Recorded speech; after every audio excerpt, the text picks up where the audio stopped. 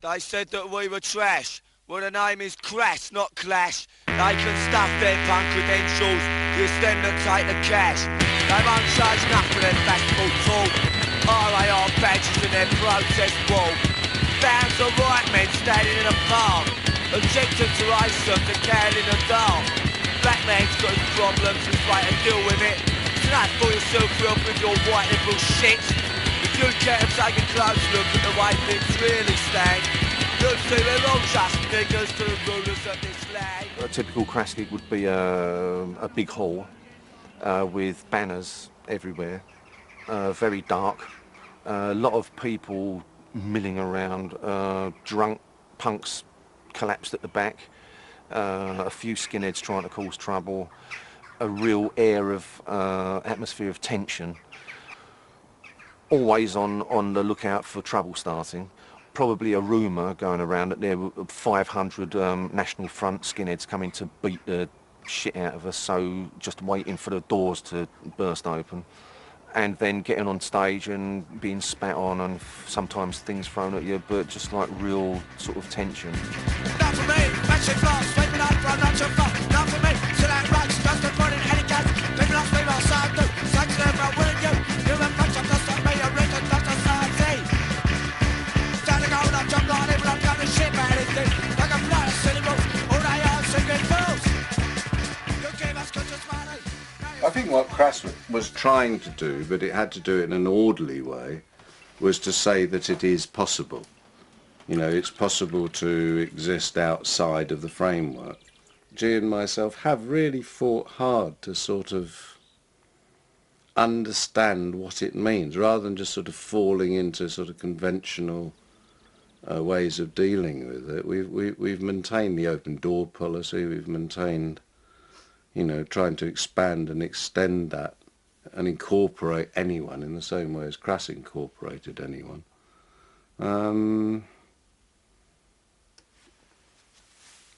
Against a society which actually has been increasingly closing its doors.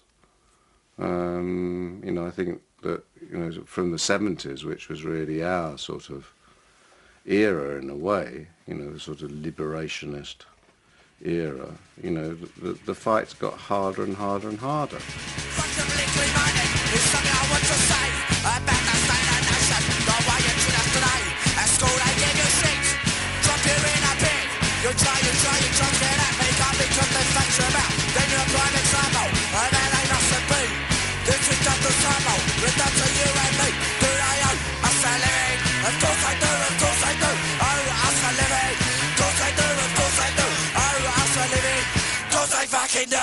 Do you want me to do it? Or No, I'm happy for that. All right, if you're up for it. What was he playing then?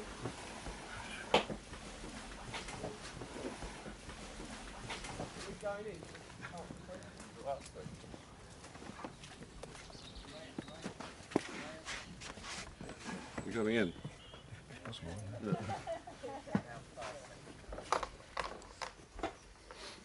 Yeah.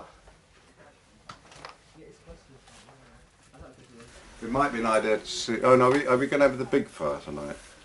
I suppose it's where the permitting. Yeah, I think it's a thing to start. It's not big enough for it, can't a draw, is it? So did anyone come up with any sort of interesting, or does anyone want to ask anything about the house or how it's run or what you've seen or not seen or anything? Or? I'm quite interested in the Crass agenda and how that's evolved. I was speaking to Ron earlier about it and wanting to find out about it.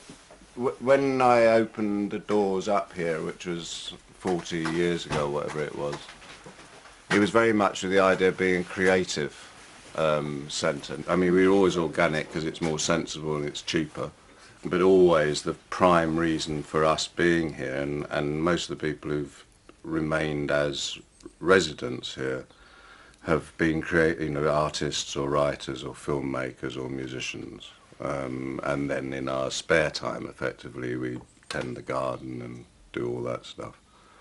And we've done masses of projects, you know, and Crass was the only project that ever became sort of renowned. It was a punk band, very, very political, very much I mean, our major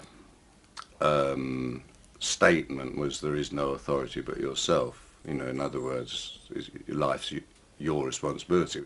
On the one hand, we're sort of viciously opposed to what then wasn't known as globalization, but we defined as just being rampant capitalism. So on the one hand, we had a very political agenda, but on the other hand, we had a very DIY agenda of basically, well, get a life, sort yourself out, you know. On the one hand, to oppose the material world on every front, and at the same time, you know, offer practical ways of doing it. So on the one hand, we'd be sort of, you know, giving out handouts on how to make petrol bombs or something like that, you know, and at the same time, how to make your own bread. They ask me why I'm hateful, why I'm bad. They tell me I've got things they never read. They tell me go to church and see the light. 'Cause the good Lord's always right. So what? So what? So what if Jesus died on the cross? So what about the fucker? I don't give a toss. So what if the master walked on the water? Don't see it, try to stop the slaughter. Say I wouldn't have to live from bins if I would go and look and confess my sins.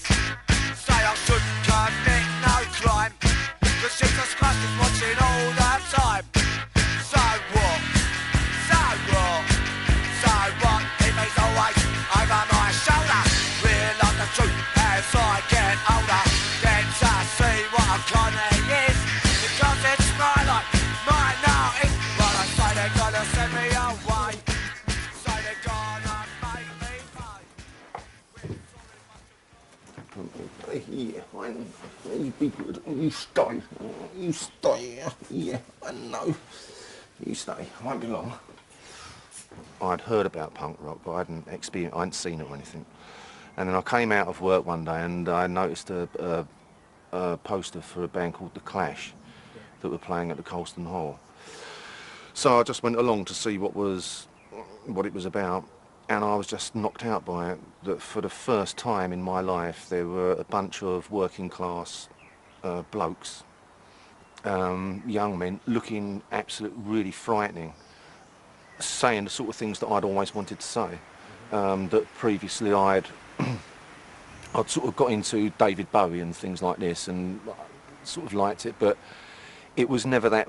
It was always that superstar thing, and now on the stage with these working class guys coming from the same background I had, saying exactly the things I wanted to say, and I was like, and then when Joe Strummer at the end of it said, if you think you can do better, start your own fucking band, and I was like, that's what I want to do that. So I went to visit Penny Rambo at Dale House. He was living there on his own at the time, and he said, what are you doing? And I said, I'm going to start a band. And he said, I'll play drums for you if you like. So then I said, well, what about other members? And he said, no, let's just have drums and vocals. And that's how it started. I was writing a lot, and then one day Steve turned up. I'd been listening to Patti Smith and some of that sort of stuff. I'd got an old drum kit, and we just started mucking about.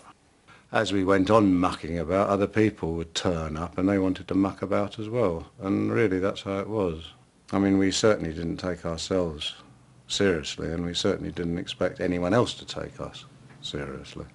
We had no ambition to, well, I had no ambition, Steve might have done, but I certainly had no ambition to do anything, you know, within a sort of consensual, within the construct.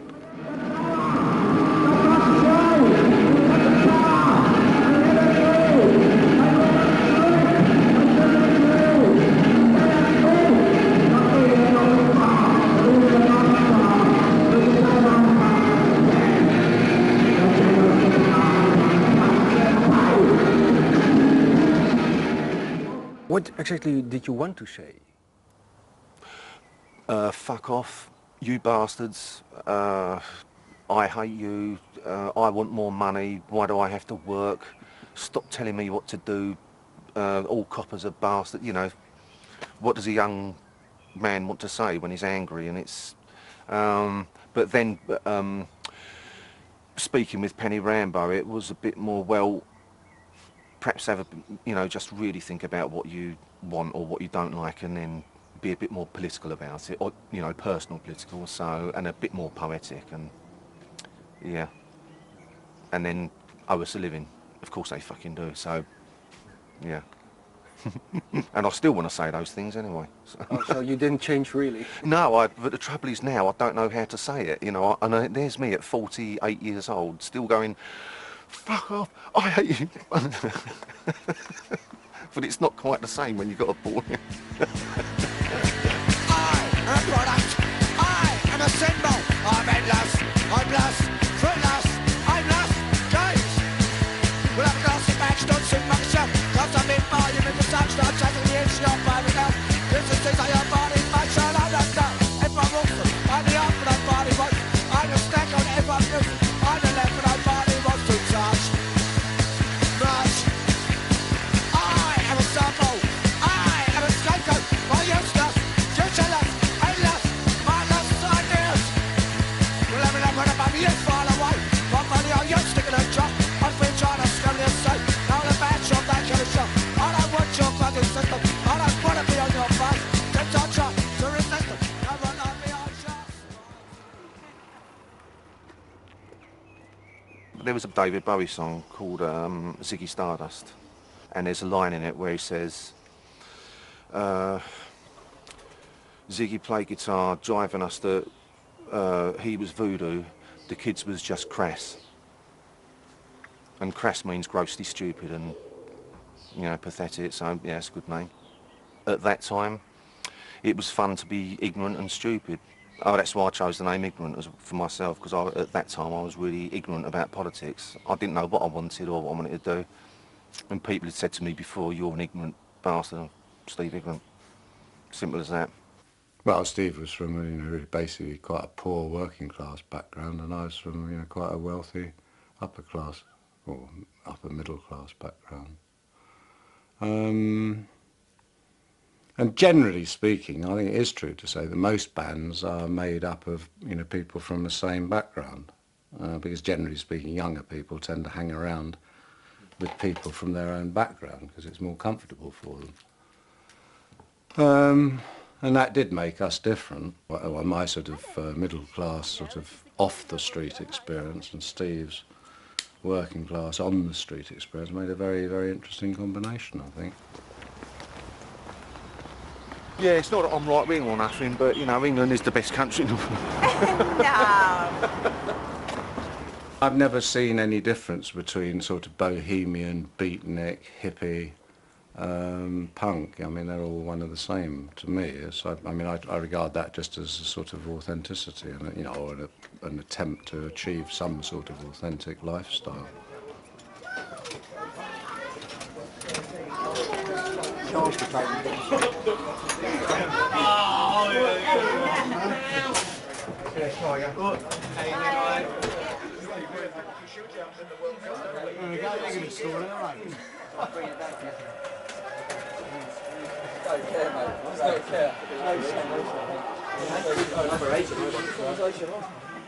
Just one. Despicable, no good lads, I'll go over nuts. Thank you. Come on, earn your money. Fucking saucer! What a wanker! Fucking idiot!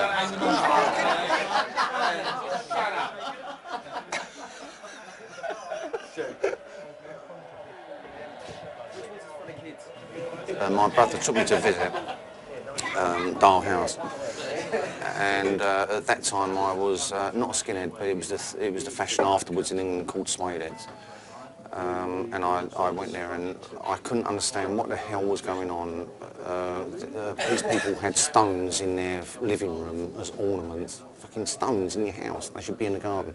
Using words that I'd never heard of before. But what I really liked about Penny Rambo and Gee was that for the first time in my life, if they asked me a question, or if I had said something, they'd answer it and treat me as an equal. And it's the first time I'd ever had that, so I kept going back to visit. So when me and Penn were starting Crass, we could just take it didn't matter. It really didn't matter because I just used to live with my parents in Dagenham, and whatever I said, because I was into poetry and all this sort of stuff, and I discovered a bloke called I'd read a book by a guy called Oscar Wilde called The Picture of Dorian Gray. I really got into poetry and started writing my own poetry and sort of writing songs because I wanted to be David Bowie. But my mum and dad always sort of said, oh, you know, you'll never do it in, the usual working class thing, you'll end up in a factory. But for the first time, when I first met Penny Rambo and Gee, I was, for the first time, listened to as a human being or as an adult, even though I was only 13 years old, and tried to talk out of my little arsehole about Walt Whitman or something, having a conversation with a bloke who was older than me, who had been to college and sort of done things. I just thought that was fantastic. And for the first time, someone was actually interested in my opinion, and I'd never heard that before, and that's a pretty, that's a pretty big thing. And so when it was Crass, it was the same thing. There wasn't. We were just friends, and I'd always respect him for that. He's always respected that for me, and we really did blow away that upper class, working class divide, and we were just two guys doing it.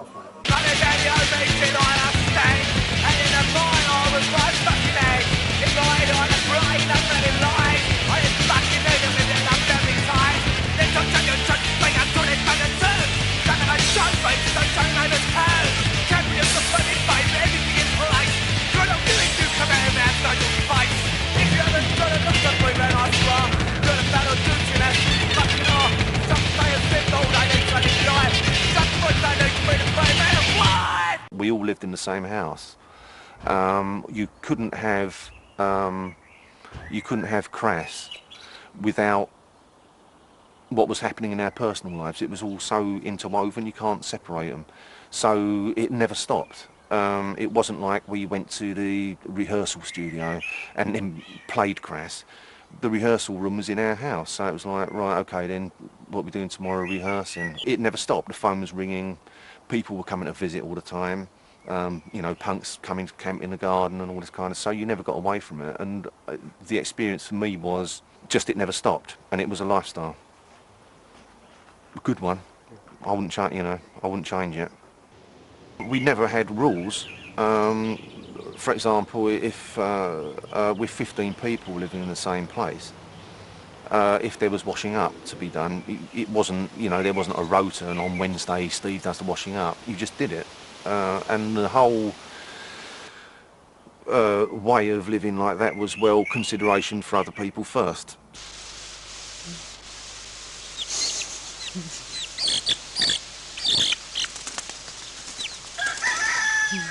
Is it running truly stuck? Is it running Has it truly gone? stuck? No, it's still up there. So I just come back. Just getting... Nick's taking some film. Oh? Quick, getting it. Quick. Oh, don't pretend. It's just I was getting so fucking swamped with those flyers. Yeah. Do you want some help or something? Eh? Do you want some help? No, it's nothing to do with it. How high is it? Up there. Right at the top, but I think it's only held by about 2 branches. As usual. What? You don't look cool. Not at all, just a few. You were. Yeah, you were.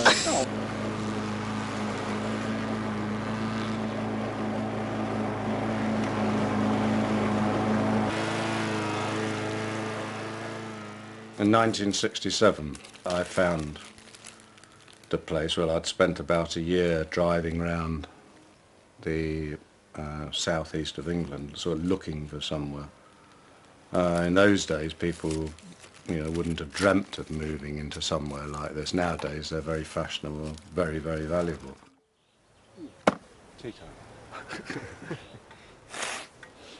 I saw a film, it's the end of the Sixth Happiness. There's a movie about Chinese inns, and they had this tradition of people turning, like walking to the inn, and then they would tell their story, then the next day they'd move on and go somewhere else. And I was rather inspired at the idea of sort of opening up somewhere where people could come and they'd sort of pay for their supper and a bed by telling a story. That was my romantic idea. And my romantic idea was that if people liked it, they'd do something similar. So by now, 40 years later, or 38 years later, I thought there'd be hundreds of places like this right across Britain. But in fact, no one, as far as I know, has ever attempted to recreate the system that this place works on, because, as you know, it's not a commune, it's an open door. Most communes manage to survive based around some sort of ideology or religion or whatever, and I'm not interested in sort of shared ideologies or religions. And the open door policy, which is the one we have operated on since then, allows people to come and it allows people to go, and it allows conflicts to develop and allows loves to develop, all sorts of things without any condition. It's a very unconditional state of affairs. And creatively, I suppose that was reflected in the sense that, you know, if someone said, oh, can I join the band? And there wasn't any question as to yes or no. I mean, it was an automatic, of course you can, what can you do? And it didn't matter if they couldn't do anything at all, like Andy. I mean, he hadn't got a clue what to do with the guitar, but, you know, he got one and made a noise on it, so that's good enough.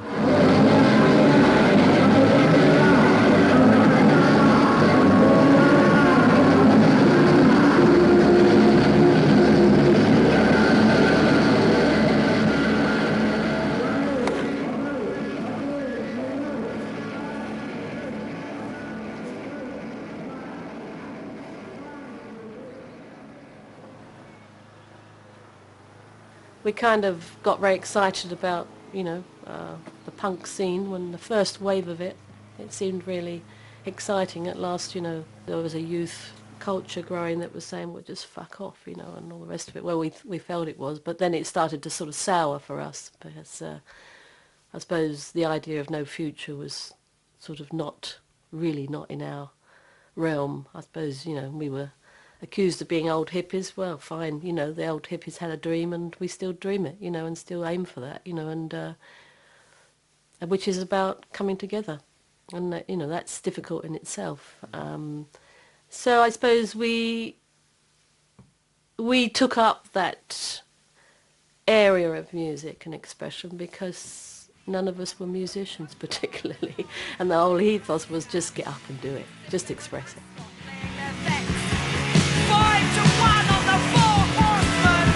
They believe that money can buy them out of the responsibility that they have to the world that they bleed dry. They are the true pornographers, the real stylists in human perversion, rich, educated tarts, it's doubly mine. I'm not a great stage person, so it suited me with Crass to, you know, do the artwork and film work and anything else I could, you know, write songs.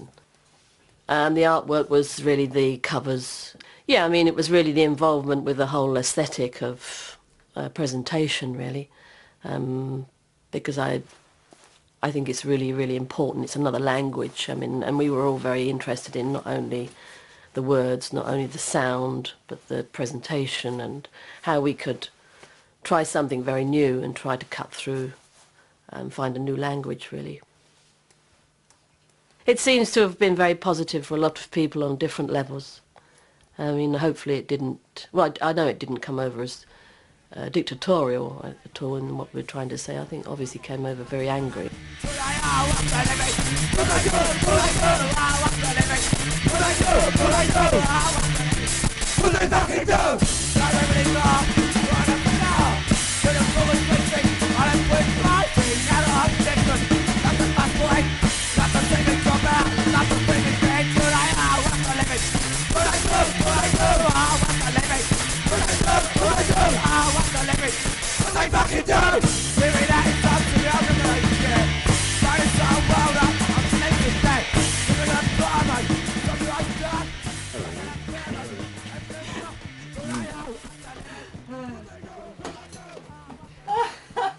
Good Lord! Quick, get out of here. Yeah, I'm off.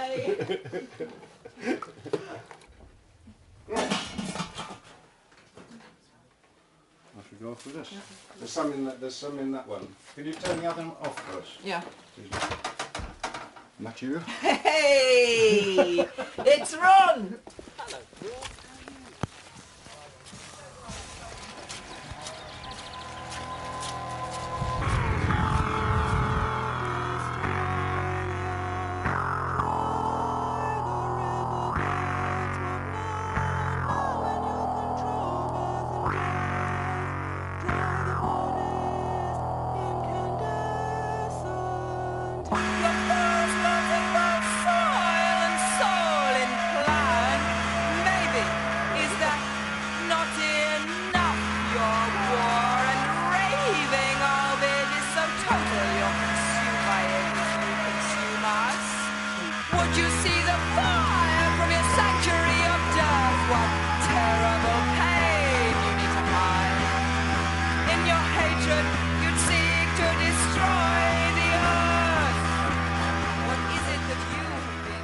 It will fulfil a lot of the needs we feel for a standard family that would live there. It won't do everything, okay, but as a start, as a way of reducing the impact on needing supermarkets, we thought that was one way we could start. What now? Now you would destroy the earth. Drive the beds. What now? Now in your control, birth and death, dry the bodies. What we're doing this weekend, we're running a basic introduction to permaculture weekend. It's looking at just different ways, sustainable living really. It's looking at ways we can grow our food sustainably, build sustainably, build sustainable housing, forestry management, water management, all kinds of aspects of human life really that we can actually do in more sustainable ways than we are currently in our culture at the moment. To absorb it and seal it so that you don't get smells, you know. Lifting the lid. Is it supported by anything then?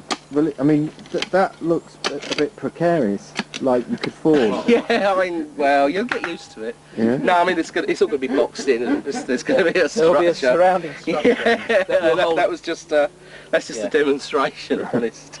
Yeah. Hey, you know what I thought? Up there, there's two desks which actually are still as desks. Oh, right. Yeah. Well, we could use one of them because they're double lidded. Look, and that fits. Yeah. As a sort of, so to use the bog, you lift that up. Yeah, that would. And the other totally one enclose. could enclose the grass or whatever, and it would look neat. It would. It's ready made with hinges. We need to. Yeah. Mm. So we've got to have that space, haven't we? Yeah. Well, there was this idea of going and get another spade. Mine! A bit zapperish. Oh, lovely lad. Yeah. I think we should. You can actually see it go down. Shall I drop one? No!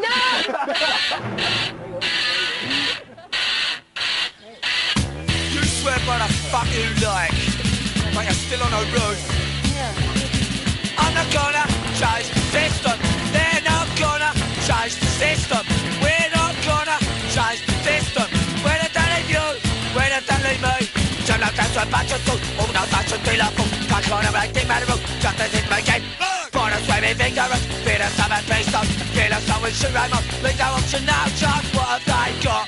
Fuck all now, what have they got? Swimming pools, where do you get it? Follow the rules, system. Keep their fingers on the brake, stand and let us understand. But I better call the truth.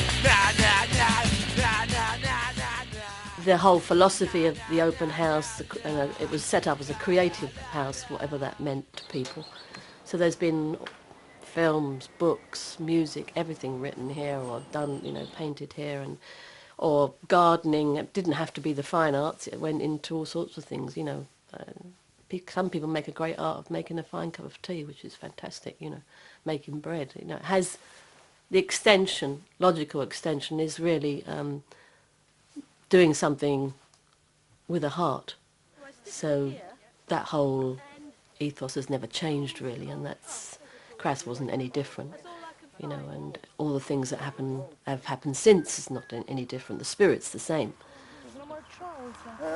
No, is the swift answer to that. There were three, unless there are more Unless there were more down the bottom there. One of the greatest battles I've ever fought is just to remain in this place, you know, which is rightfully mine. You know, because commodity culture wanted it, because it's worth a lot of money. Doesn't matter whether it's sort of, you know, the burial ground and the creation ground of soul, you know, they want it.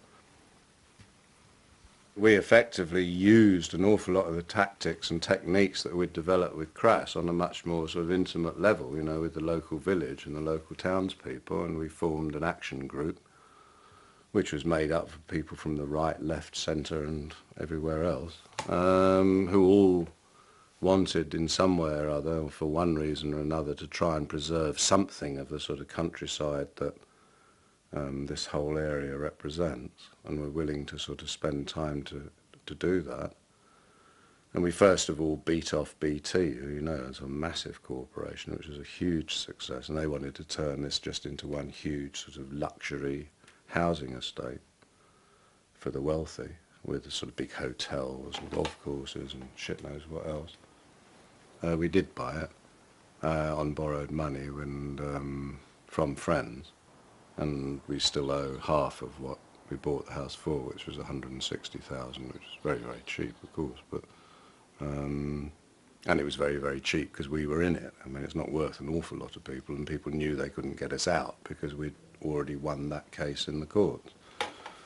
I mean, what I want to do, what I hope I'm able to do, is to finish paying off the house, and then put it into trust, because that way, you know, maybe in 50 years, there'll still be people like us sitting around talking about nice things.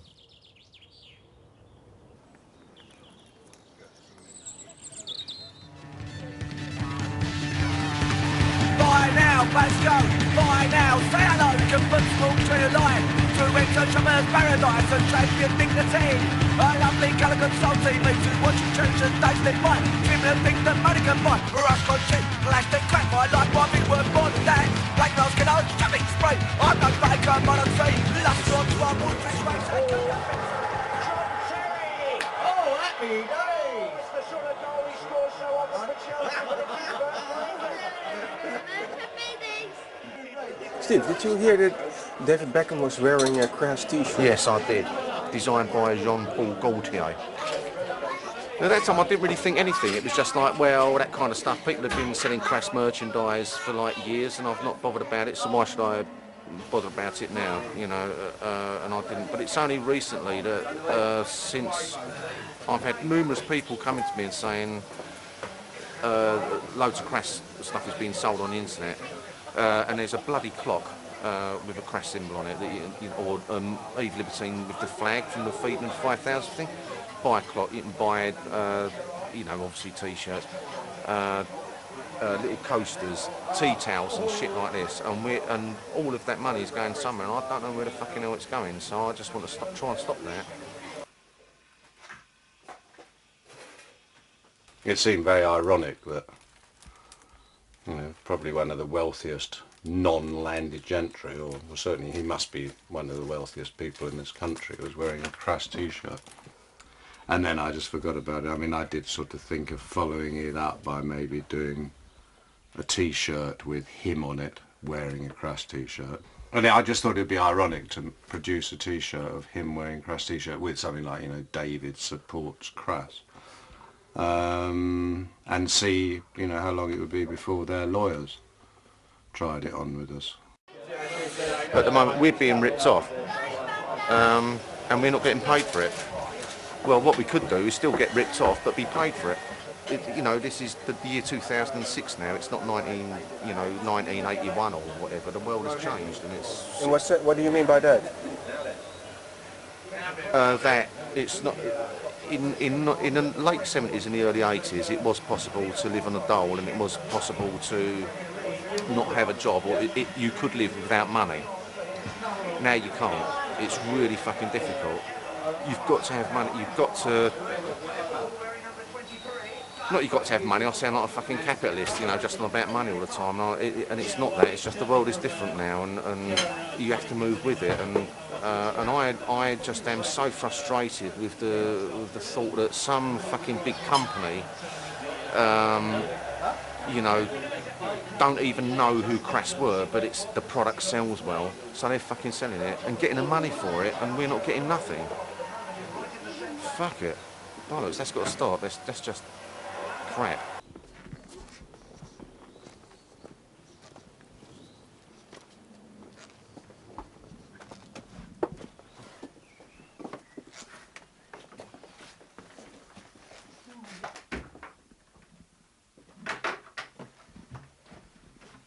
That's it. The old rehearsal room. There's an old drum skin with a Crass symbol on it. The only bit remaining.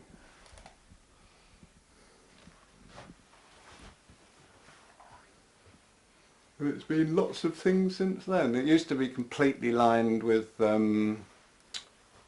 carpet, and then we had carpet and strips right across the ceiling so that it, you know, soundproofed it a bit, because it was pretty bloody noisy in there, as you can imagine, with 5 of us playing. But, yeah. Look at the mic here. Oh, there we go. Yeah, I told you we lost all the banners, didn't we? In Amsterdam. But one remained, which has to be the right one, really, doesn't it? Oh,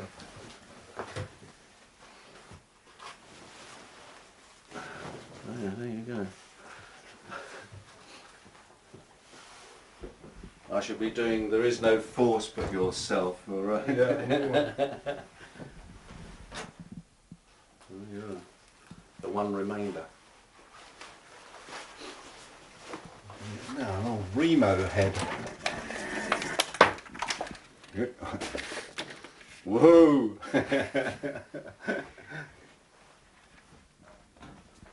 Who invented the cross symbol? There's a guy called Dave King, who was an art student, friend, who lived here.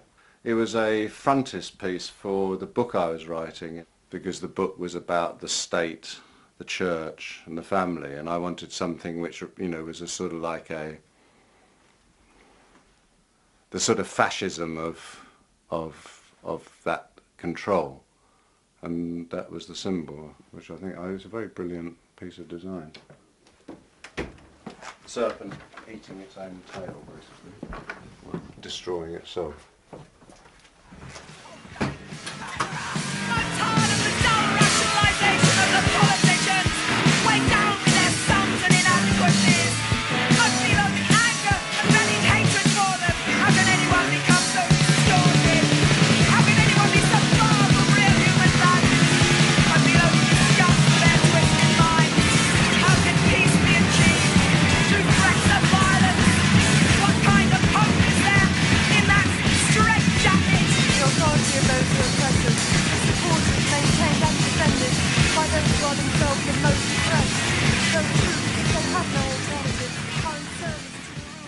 And how exactly was Crass socially and politically active? How direct? Well, obviously, as an information service, we were very powerful. I mean, it was pre-internet, pre-computers, really. You know, so we didn't have that sort of outlet. But I mean, the network we had was absolutely massive.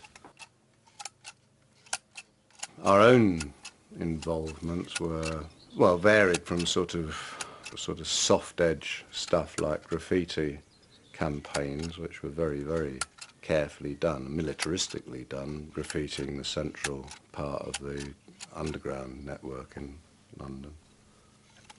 We'd start doing statements, you know, neatly. We never sprayed on property, we sprayed on posters. So say there was a war poster, you know, like a film poster for a war movie. Then we'd have Fight War Not Wars on it, you know, very neatly.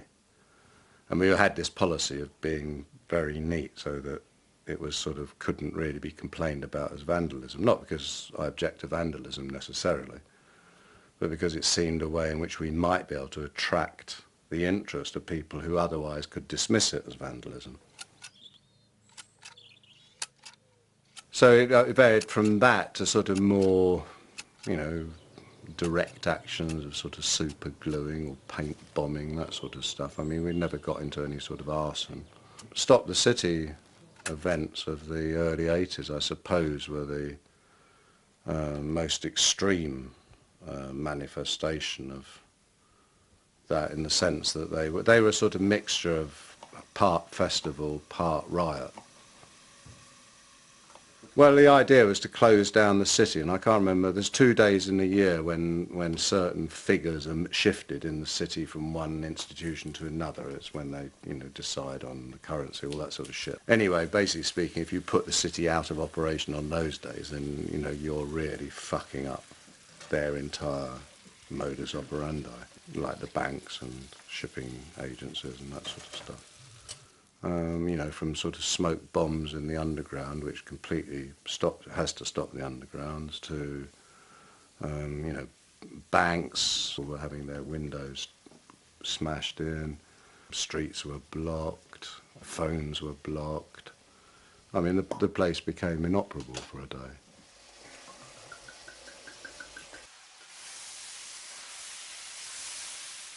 I believe, you know, that it set a pattern. I mean, certainly Reclaim the Streets came out of the Stop the City movement, and, you know, inevitably I think that, and the Stop the City thing actually did spread right across the globe. I mean, it started happening in Australia, America, I don't know whether it happened in Europe at all, but certainly modelled on the London ones, it was repeated in, I know, in Australia and America, you know, and I don't think that Seattle would have happened in the same way. How does it feel? How does it feel to be the mother of a thousand dead? How does it feel to be the mother of a thousand dead? Your language says got these big bodies of life. You're the sixth born thing that was but the second back. You're like persuading people to accept the most people up. You're building right legs through. To the pain. You start in a place of liquid, you're so bad and vain. Your inhumanity stops you from realize the pain that you're in. You determine to create your own.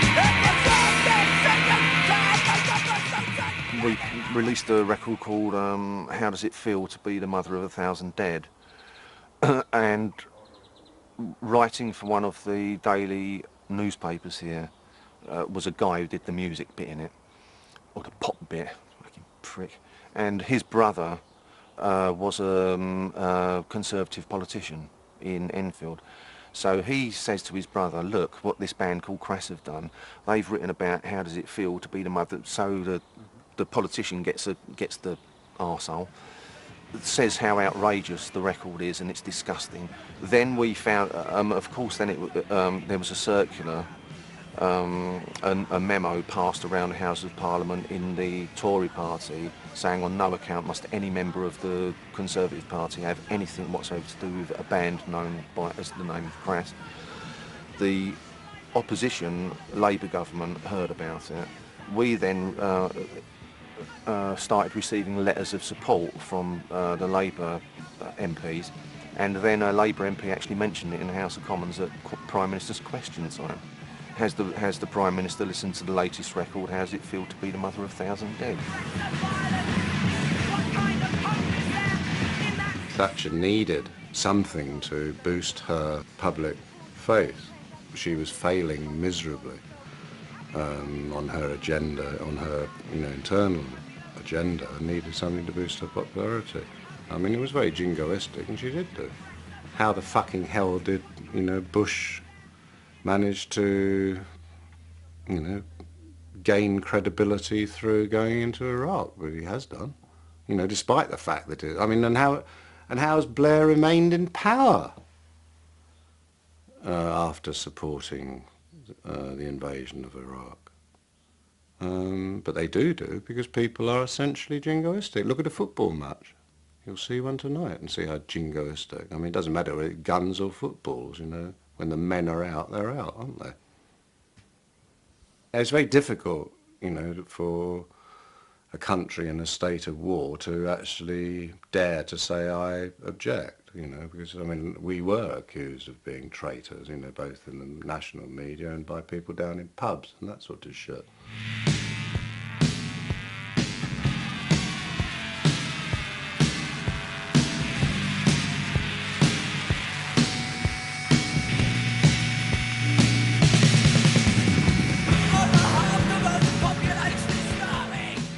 We put together a conversation between Thatcher and Reagan, which was edited out of actual speeches. And the basis of the conversation was basically Reagan questioning Thatcher about the sinking of the Belgrano. We had had classified information from the Falklands. We knew a sailor who used to be a skinhead, and he was heading out to the Falklands. And then he contacted us somehow or other as he was returning and just spewed out all this information about the sinking of the Belgrano and the sinking of the Sheffield. The sinking of the Sheffield was something that still hasn't really come to light. I think it was 4 ships. It was one of the big flagships that actually Prince Andrew or Prince Edward, but one of the royal sons was on board. So obviously they had to ensure that that wasn't going to get whacked. The naval response was to order that 3 of the 4 ships should send up flak, you know, which is silver foil, which diverts missiles. Yeah. And the other one wasn't informed, the Sheffield. So it guaranteed that when the missiles arrived, they would go for the one which wasn't protected by a foil shield, which it did. So the Sheffield was sunk. And the men knew that, you know, and there was almost a mutiny, which is why the boats took so long coming back, because they had to sort that out. We are familiar with them going, and Secretary A reached an agreement. All container was in Vega. Post has been. It's the news now. Pound it as quickly as possible. Oh, God, it's not like you boys, but here's wait a minute. Those are missiles that we follow on the screens. You might have to. And let them know. What do we again? What I said before. Thank you. It has to be not incentives at all levels. Pete took the tapes out to mainland Europe, sent it to all the major newspapers in mainland Europe, and then that night we heard nothing. And then the next thing we heard was a report in some American, I think it was a San Francisco paper, about KGB tapes, Pentagon exposing KGB tapes, and we recognised them as being our tape. You know, and then it became a really big story in the American press about, you know, KGB. These are the methods used, you know, to what will lead to the Third World War. And anyway, this guy rang up, this reporter, and said, do you know anything about these tapes? And I picked up the phone. I said, no, I don't know what you're talking about. He said, well, I think you do, and I want to come out and talk to you about it. So I said, well, look, if we were to admit it, would you be prepared to print all the information that's given on the tapes about the Sheffield and the Belgrano? And he said, yes, I could do that. And they did do it, you know, so we managed to get, you know, this sort of really, you know, top secret classified information about the Belgrano and the Sheffield into the national, you know, the good quality press. It had no effect at all whatsoever, except this sort of huge interest in us all of a sudden. And, you know, and at that point the KGB actually did get in touch with us, under the guise of being a literary magazine, and invited us up to their offices in West London, you know, which was obviously a complete sham. And it quite obviously was KGB, and basically they were seeing whether we were worth recruiting. And from that point on, it just became fucking stupid, because we were no longer commentators and activists. You know, we'd become sort of experts or something or other. Well, certainly we became desirables to the secret services and that sort of rubbish. And it started feeling really dangerous, to be honest. Pacify, classify, keep in line, you're doing fine. Lost your voice, there ain't no choice. Play the game, silent and tight, with a passive observer. Sit back and look at the world they destroyed and the peace that they took. Ask no questions, hear no lies, and you'll be living in the comfort of a false paradise.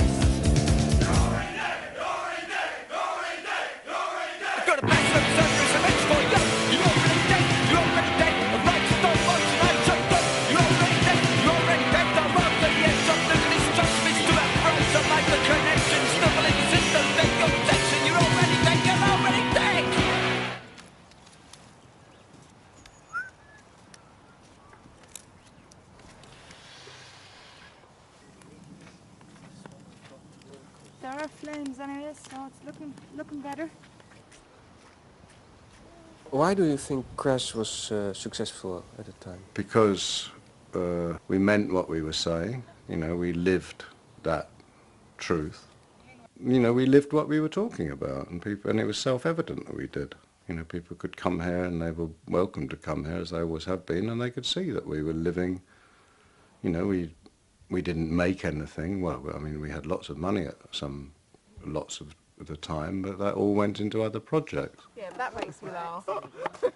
I've seen people do that. Like, yeah. Think, oh, well, the fact that Crass earned money made no difference at all to this place. We still had no money, and we still have no money, because any money we do have just goes straight into some sort of creative or social project. We financed an anarchist centre in London. That's the most obvious thing we did, but and probably one of the most costly things we did. But we never, every gig that we did, any money that we made went to some local organisation, you know, rape crisis centre, or maybe some kid wanted to make a fanzine, or some band needed a speaker, or the youth club needed a table or a ping pong table or something. But we never ever, we took what we needed, which was enough to pay the petrol, have some food. We never stayed in hotels or anything like that. We just asked people where they got somewhere we could stay. And we always used to come back devastatingly broke, although a lot of money had been made. Jimmy Percy from Sham 69 was working with Polydor, and it was a thing he was going to do called Percy's Package. So we had already decided, fuck you, we're doing all right on our own, yeah, Crass Records, we're doing fine, thanks. Let's go and see what they've got to offer. So we go in there, and of course it's the guy shows us in his, and there's the guy behind his desk with a big bowl of flowers and all the drinks, da-da-da. I was like, yeah, don't worry. And this drink arrives from this guy. I'm like, ooh. And he goes, now, I can market your revolution. I can get you into property. You'll have so much money. And I was like, oh, sounds fantastic. Nah, fuck it. So, what did you say to him? Thanks, but no thanks. We were polite. So, yeah, just weren't interested. How could you do it? How could we do it? And to this day, do you know what I mean? I still can't do things where I feel like I might be not selling out, but where my conscience pricks me, and it's a pretty good thing to have, because it means, well, hopefully I'll never sell out if that still is relevant. Yes, that's right. Pancakes, that is just another trade for that for the country music. Bubblegum rock and plastic chances. Your boss edition back up in time of murders. Super, yes, brown, man, the clash. I'm a revolutionist, just some cash. I become a fashion like him we used to be. I can't be a doing what me. Mimics us to do systems kill. Mimics us press the public will. I become a mimic because you felt lost. They just sold out, now we all got a cost. Punk lost is a motherfucker.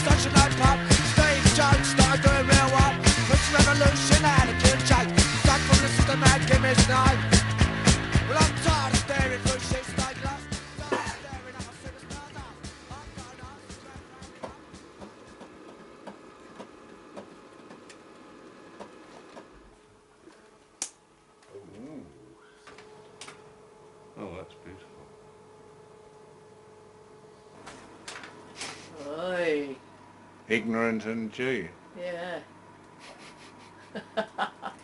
God. Romantic, even. Oh, the master's still up. Mm. That's Joy. Bron. Run. Me. And Nima.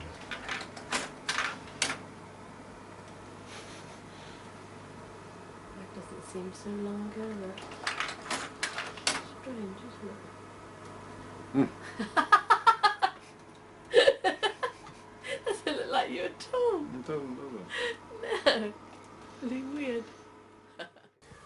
How did Crass end?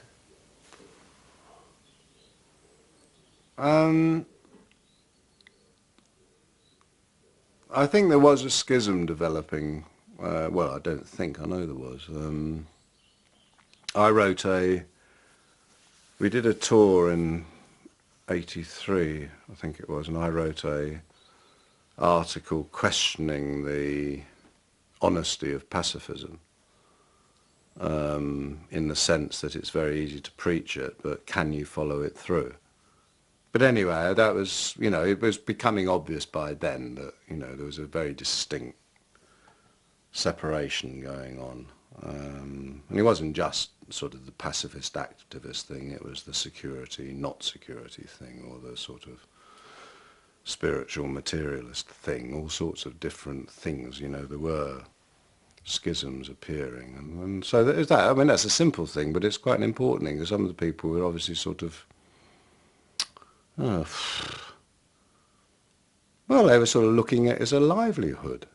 Well, I don't get that. I don't understand livelihood. You know, I understand life, but I don't understand livelihood. You know, I think it's a sort of absurdity. We're not prostitutes. I'm not a prostitute. I was actually quite ill, physically ill. I kind of wore myself out, because for me it was continual. You know, the band kind of rehearsed and did the gigs, and, you know, I would be there doing the films, you know, and operating a lot of the stuff. But when I got back, I would have to start a new cover. So it was quite an intense kind of 8-9 years. You know, when we stopped, we knew we were going to stop then anyway. We'd always said 1984. So when Andy left, I think 83 or beginning of 84, we knew that was a natural ending anyway. So there was no way we would replace him. He just wanted to get back to what he really wanted to do, was painting and stuff. And he, I think he was worn. I think everybody was worn out, quite honestly. You know, and also, you know, the whole way we'd been put on a pedestal, you know, and the way people were waiting for Crass to, what should we do next, you know, and that wasn't what we were there for. You know, it was to empower people, not to empower people to say, well, what do we do now? You know, where do we go next? You know, that wasn't our role. You know, we were just trying to share maybe an insight that we felt we had and experiences that we'd had. In the very beginning, 1984 was the cut-off time anyway. If we couldn't say what we wanted to say in that time, then there was no point in going on. So then it would be an institution. Yeah, exactly, and that's what it was becoming, and we weren't interested in it. You know, 7 years away from your own being is a long time, and we all were. Is that what it felt like? Yeah, yeah. I mean, we were living we were living we were living a theatre, you know, for day and night. You know, I remember once making love with Eve and thinking, oh, I'm making love to Eve Libertine. I'm not making love to Bron Jones, who's my girlfriend. You know, I'm making love to a sort of idea. You know, that sort of thing, and you sort of realise that actually, in 7 years you can become quite an idea of yourself, and not yourself, because you've forgotten who yourself was. Because every day, every fucking moment, you know, it's either in the studio, writing a song, doing an interview, being this, being that. You know, you didn't have time to know who you were, and that's why it was so painful for us when the band stopped, because suddenly, you know, you'd be sitting at breakfast and there'd be someone sitting the other, and you'd think, well, who the fuck are you? Because we hadn't got the common connection anymore. I am alone. I don't know about you. and I am the moment, and I am the grace, and this is my time, and this is my place. I won't accept no sorry apology, no pale reflection of possibility. There is no force but my own.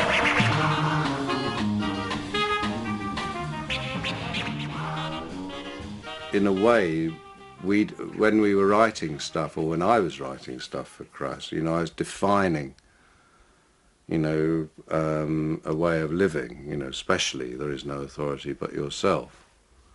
You know, which basically, I suppose because Gee and myself have stayed here, we've had to try and live up to that.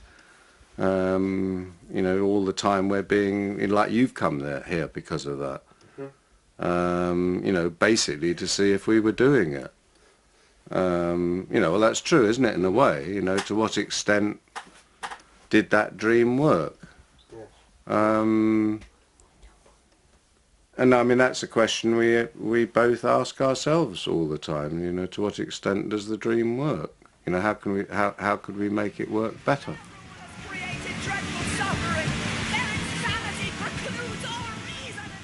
Commodity culture you know, has got such a stranglehold, you know, and seems to be an increasing stranglehold that you know, the pockets of resistance, you know, might be becoming very isolated.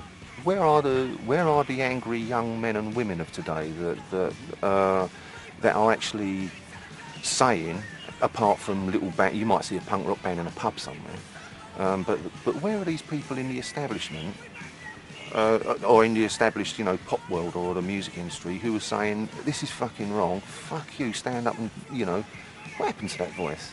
It's all sort of gone.